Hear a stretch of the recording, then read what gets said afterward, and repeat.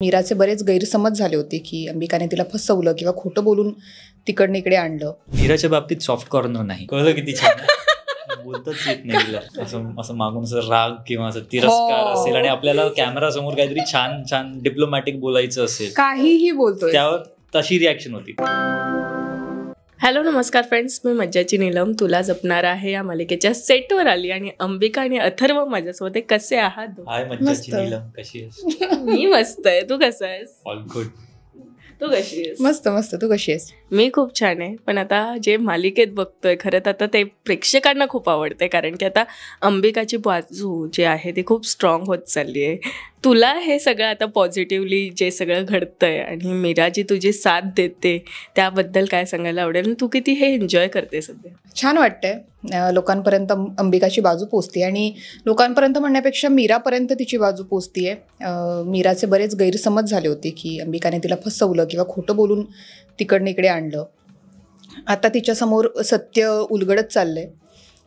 त्यामुळे अंबिकासाठी गोष्टी सोप्या होत चालल्या. एवढंच. आता तिचं जे ध्येय आहे की अथर्व आणि वेदाला जवळ आणायचं, ते दोघं एकत्र राहावेत, ते आता हळूहळू पूर्ण होण्याच्या दिशेला जाते. सो अंबिका खुश आहे या सगळ्या गोष्टीमुळे.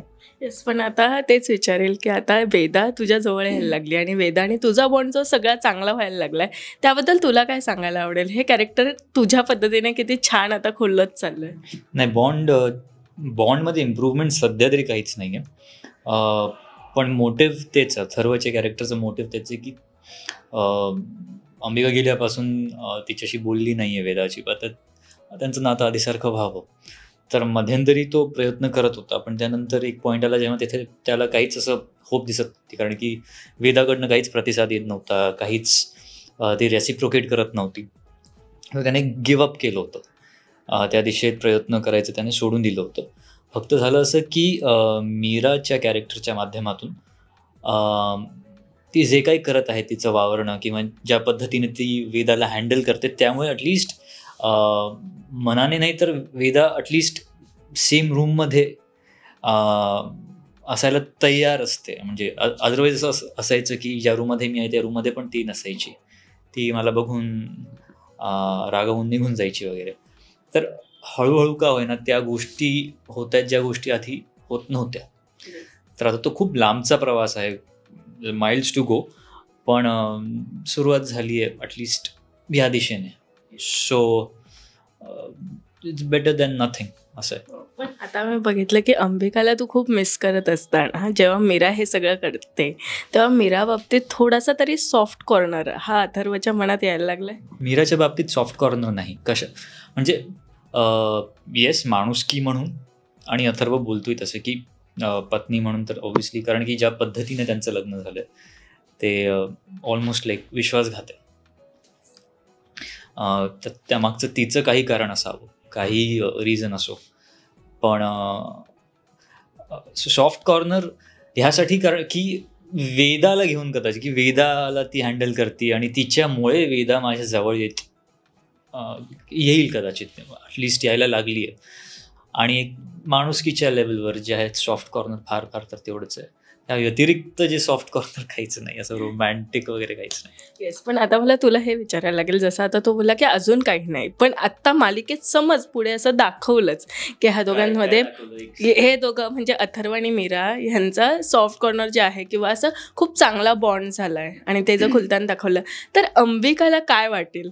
म्हणजे आत्ता असं नाहीच आहे सध्या काय, पण समज झालंच तर काय वाटेल अंबिकाला? नाही, अंबिका आता अस्तित्व नाही आहे तिचं, ती हयात नाही आहे, त्यामुळे खूप वाईट वाटून घेण्यात अर्थ नाही आहे.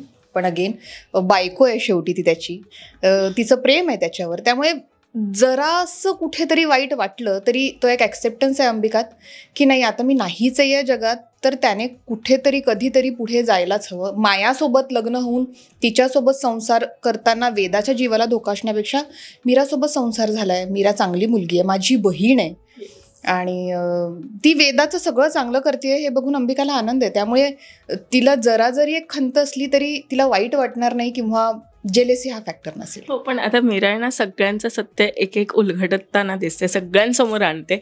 तुला हे आनंद होतं जेव्हा तू असं बघते ते सगळं तेव्हा? अंबिका म्हणून की प्रतीक्षा काय म्हणते? अंबिका म्हणून. हो हो, अगदीच. आणि तिच्यासमोर अशा बऱ्याच गोष्टी आहे की मीरा आणि अंबिका ह्या दोघी एकमेकींच्या सोबत असल्या तरच गोष्टी पुढे जात आहेत. म्हणजे जसं मी तिला खूप सुरुवातीपासून सांगत होते मायाचं सत्य, पण तिला ते कळत नव्हतं. नंतर ते तिच्या लक्षात आलं. सो प्रत्येक कॅरेक्टरबद्दल असंच होणार आहे. तिचा अथर्वबद्दलचा गैरसमज होता. वेदा जसं म्हणत होती की माझ्या वडिलांनीच माझ्या आईला मारलं, तिला कुठेतरी ते पटलं होतं, पण आता अंबिका तिला सत्य सांगणार. सो ह्या गोष्टी त्या दोघींच्या एकत्र प्रवास आहे, त्या दोघींचा. सेपरेट मीरा किंवा सेपरेट अंबिका असा नाही. येस, पण आता जेव्हा मीरा सगळ्यांसमोर हे सत्य आणेल, म्हणजे एक मंजिरीचं आणू शकते किंवा आता मायाचं आणू शकते, तेव्हा अथर्व काय स्टँड घेईल? एक प्रकारे टोकाचं असेल त्याचं जे काही रिॲक्शन असेल, खूप मोठी गोष्ट आहे. कारण की वेदा माझं सर्वस्व आहे आणि तिला ती हार्म करायचा प्रयत्न करत होती. सो ऑब्व्हियसली अथर्वचं रिॲक्शन खूप टोकाचं असणार आहे. मग ती माया, स्पेशली इन केस ऑफ माया, ते अजून असेल. कारण की आई एक वेळ जरा ते अजून टोकाचं असेल की आई असून ती असं का करतीस, आणि माया परकी आहे तशी. सो तेच स्टँड का घेणार, पण तो खूप टोकाचा असतो. स्टँड म्हणजे ऑब्व्हियसली तुझ्या मुलीला कोणी जर हर्ट करायचा प्रयत्न करत असेल तर ते ऑब्व्हियसली तुझा एक जे काही असेल, पण इन दिस केस ते टोकाचं असेल. कारण की त्याला ते पण असेल ना की एका घरात राहून एकतर तू दाखवत होती की तुझं वेदावर खूप प्रेम आहे आणि तू एक वेळ ती माझ्याशी फक्त वेदासाठी लग्न करायला तयार झाली. ते जे काही नाटक तिनं मांडलं होतं माझ्यासमोर, रचलं होतं जे काही, त्याला लक्षात ठेवून माझा जो असेल राग किंवा रिॲक्शन ते अजून इन्स्टिगेट होईल, ते अजून टोकाचं होईल. आता ना प्रेक्षकांना ही मालिका खूप आवडते कारण ती ही खूप पॉझिटिव्ह वाईब देते. म्हणजे आधीही द्यायची, पण आधी कसं होतं की माया जिंकते, मंजिरी जिंकते, तर अंबिकाची बाजू कधी येणार, आणि आता ते उलगडत चाललंय. सो मला एक सांगा, आता प्रेक्षकांच्या प्रतिक्रिया तुमच्यापर्यंत कधी आल्या? तुला कधी असं झालंय की अंबिका म्हणजे भूत असं जे एक होतं, किंवा आधी खूप मी आधी ऐकलेलं की एक लहान मुलीचं एक रील होतं, ती भूताची सिरियल असं करत होती. सो अशा काही तुमच्यापर्यंत दोघांपर्यंत ही रिॲक्शन किंवा प्रतिक्रिया काय आल्या? भूताची सिरियल, हा एक तर ते आहे भूत, आणि लोकांची प्रतिक्रिया चांगली आहे मालिकेबद्दल. आणि कॉमेंट्स जेव्हा मी वाचतो तेव्हा लक्षात येतं की लोक खूप कनेक्ट होत आहेत. बरेचसे माझे आणि मीराचे जेव्हा सीन असतात, मी तिला काहीतरी सांगते पोटतिडकीने आणि ती ऐकत नाही, तेव्हा लोकांचे कॉमेंट्स असतात त्यावर की मीराला कळत नाही आहे का, अंबिका अगं तू सांग ना व्यवस्थित तिला, किंवा अथर्वला कधी हे कळणार आहे, वेदापर्यंत कधी हे सत्य पोचणार आहे. सो ह्या ज्या कॉमेंट्स असतात यावरून कळतं की लोक बघतायत, आपल्या मालिकेवर प्रेम करतायत आणि त्यांचा चांगला प्रतिसाद आहे. सो हे बघून आनंदच होतोय.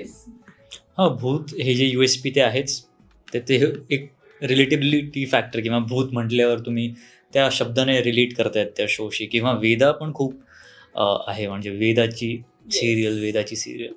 सो ह्यावरून कळतं की आहे लोकांना ते छान वाटतंय आणि काहीतरी वेगळं, नॉर्मलपेक्षा काहीतरी वेगळं. नाही तर भूत आणि वेदा ह्यामुळे काहीतरी वेगळं वाटतं. पण मला आता हे विचारायचं की दोघांचा बॉन्ड किती चांगला ऑफस्क्रीन आहे, कारण ऑनस्क्रीन तर आम्हाला तुम्ही दोघं फार कमी पाहायला मिळतात. जरी एका सीनमध्ये असेल तरी तू असून नसल्यासारखी असते प्रत्येकासाठी. सो ऑफस्क्रीन बॉन्ड हा किती छान आहे. आमचा ऑफस्क्रीन बॉन्ड चांगला आहे. म्हणजे आम्ही खूप गप्पा मारतो. अजून कळलं किती छान, बोलताच येत नाही. असं कधी होतं माहितीये, असं मागून असं राग किंवा असं तिरस्कार असेल आणि आपल्याला कॅमेरा समोर काहीतरी छान छान डिप्लोमॅटिक बोलायचं असेल, काहीही बोलतोय, त्यावर तशी रिॲक्शन होती. कसं आहे, छान आहे, अजून बोलतो आम्ही, छान आहे. बरं तू सांग. नाही, छान आहे, आपण बोलतो आणि छान आहे बॉन्ड. मला एक सांगा, तुम्ही दोघं हे कॅरेक्टर करताना किती एन्जॉय करतात, कारण वेगवेगळ्या शेड्स तुमच्या मालिकेत असताना तुम्हाला देखील तशा टर्न्स व्हायला लागतं. सो तुम्हाला काय सांगायला आवडेल की तुम्ही किती हे कॅरेक्टर एन्जॉय करताय? मी खूप एन्जॉय करते माझं कॅरेक्टर. मध्येच गायब व्हायचं, मध्येच यायचं, त्यानंतर मी अशी टिचकी वाजवते आणि गोष्टी बदलतात वगैरे, मला मजा येते. नाही, तेवढं असं काही कॅरेक्टर आज झालं नाही अथर्वच्या बाबतीत आतापर्यंत. तो खूप एका ट्रॅकवरच चालू आहे. त्याचं पुढे जाऊन जे काही आग असेल किंवा जे काही बदल असेल, त्यामुळे कदाचित त्याच्या वावरण्यातून किंवा त्याच्या रिॲक्शनमधून किंवा जसा तो असतो त्यात काही बदल आलं तर ठीक आहे. फक्त जेव्हा फ्लॅशबॅकचे सीन्स होते तेव्हा त्याचा एक वेगळा ॲस्पेक्ट, पैलू दिसला होता. पण ते एक्सेप्शनल होते, 2-4 सीन्स होते फक्त आणि त्यानंतर मग ते खूप वन डिरेक्शनल चालू आहे. सो अथर्वच्या बाबतीत असं वेगळं आणि खूप व्हेरिएशन असं सध्या तरी नाही. येस, पण आत्ता प्रेक्षकांना काय सांगायला आवडणार आहे तुम्हाला शेवटचं? बघत राहा तुम्ही तुला जपणार आहे, आणि तुमचं जे काही फीडबॅक असेल, प्रतिक्रिया असेल, तुम्हाला काय आवडत आहे, काय तुम्हाला बघायला आवडेल, किंवा काही गोष्टी, काही ॲस्पेक्ट्स तुम्हाला आवडत नसतील, ते आम्हाला कॉमेंट्समध्ये, इंस्टाग्रामवर किंवा ह्या इंटरव्ह्यूच्या कॉमेंट सेक्शनवर किंवा ह्याच्या पेजवर, माझ्या पेजवर, तुला जपणार आहेचा पेज आहे, झी मराठीचा पेज आहे, तिथे जाऊन तुम्हाला काय वाटतं ते आम्हाला सांगा. म्हणजे आम्हाला कळेल की तुम्हाला नेमकं कितपत आमचं काम आवडं. आम्ही खूप मेहनत घेऊन सगळे 150-200 लोकांची टीम असते. फक्त ऑनस्क्रीन 10-20 कॅरेक्टर असून मागे 150-200 लोकांची टीम असते. तर आम्ही खूप मेहनत करून तुमच्या एंटरटेनमेंटसाठी हे करत असतो. तुम्हाला काही तुमचं फीडबॅक असेल कळवा आम्हाला आवडेल. येस, थँक्यू सो मच आणि ऑल द व्हेरी बेस्ट तुम्हाला दोघांना. थँक्यू मज्जाची नीलम. थँक्यू. मराठी मनोरंजन सृष्टीमधील मालिका, चित्रपट, नाटक तसेच कलाकारांबद्दलच्या नवीन अपडेट्स जाणून घेण्यासाठी नक्की सबस्क्राईब करा इट्स मज्जा मराठी या आपल्या नवीन यूट्यूब चॅनलला.